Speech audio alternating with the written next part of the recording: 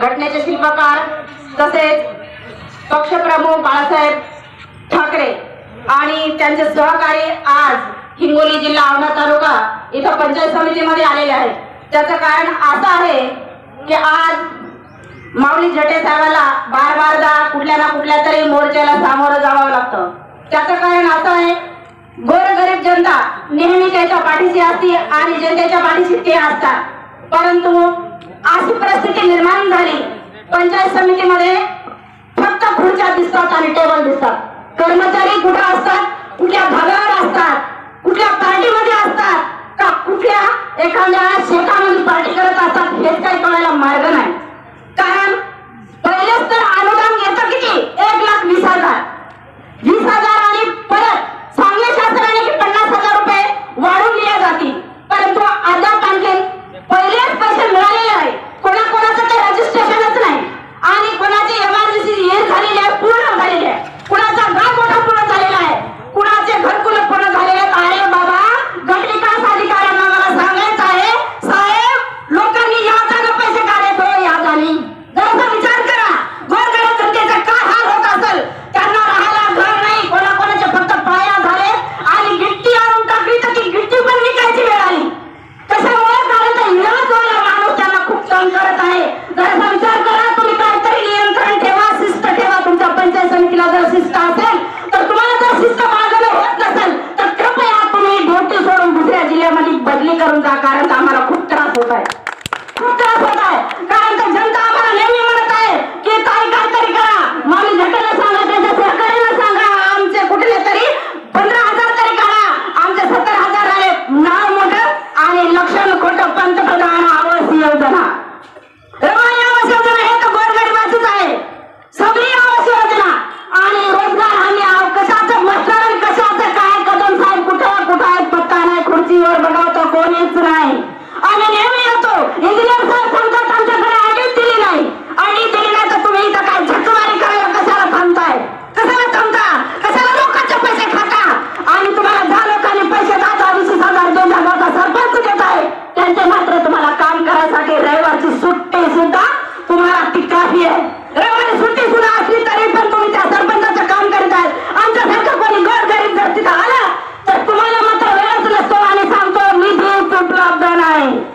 तुमचा निधी उपलब्ध कधी होणार? गोरगरीब जनता इथपर्यंत येते, तुम्हाला काय वाटत नाही का? तुमच्या जीवाला काहीतरी वाटत नाही का तुम्हाला? हे लाजीरवाणी समाज, हे गोरगरीब समाज तुमच्या जिथं एक भीक मागण्यासाठी येतो, पण हे तुमचा पैसा नाही.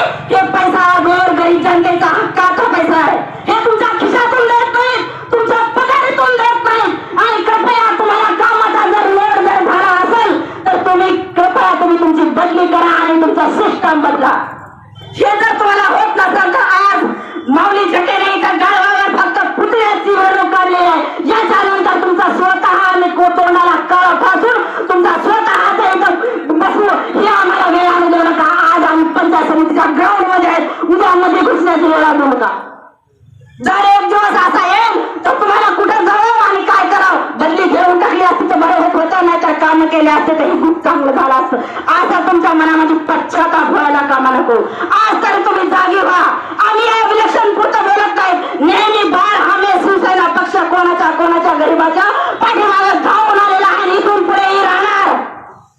आम्हाला गरज आहे सत्याची, आम्हाला कुठल्या लालसाची गरज नाही.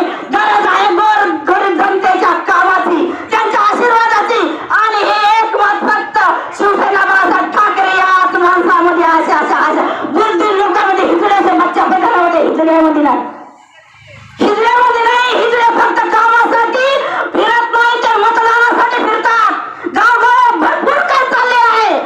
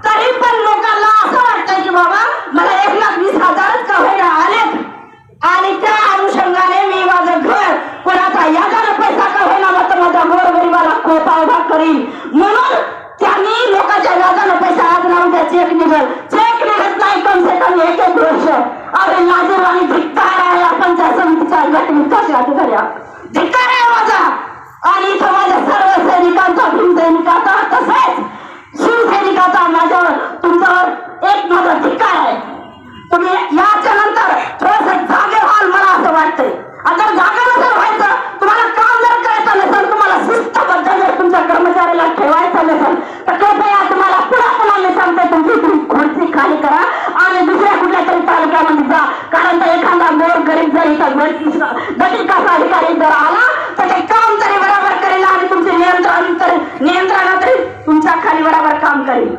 असं फोकस नका दाखवू फक्त लोकांच्या लीडर लोकांच्या याच्यावर. काम करण्यामध्ये तुमच्या नियंत्रण काय करत आहे, कोणाचा चेक निघालाय का नाही, कोणाचं घर फायनल झालंय का नाही, याच्यावर भरपूर तुम्ही लक्ष द्यायला पाहिजे. कारण ते तुम्हाला त्या कामावर नियुक्त केलेलं आहे. आज हे जे मोर्चा जे तहसील पायाला जे आलाय कशासाठी आलाय, हे काय तुम्हाला फोकस दाखवण्यासाठी आलाय का?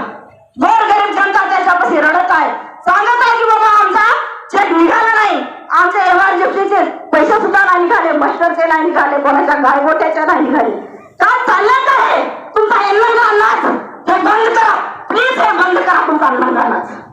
आणि तुम्हाला हात जोडून पुन्हा पुन्हा विनंती करते, तुम्ही जर व्यवस्थित काम करायचं तुमचं जर हे नसेल तर तुम्ही बिंदास तुम्ही दुसऱ्या तालुक्यात जाऊ शकता. इथं कुठला तरी एखादा अधिकारी येऊन चांगलं नियंत्रण ठेवल आणि गोरगरिबाचे काम करल. एवढं बोलून मी माझं 2 शब्द संपते. जय जिजाऊ, जय शिवराय.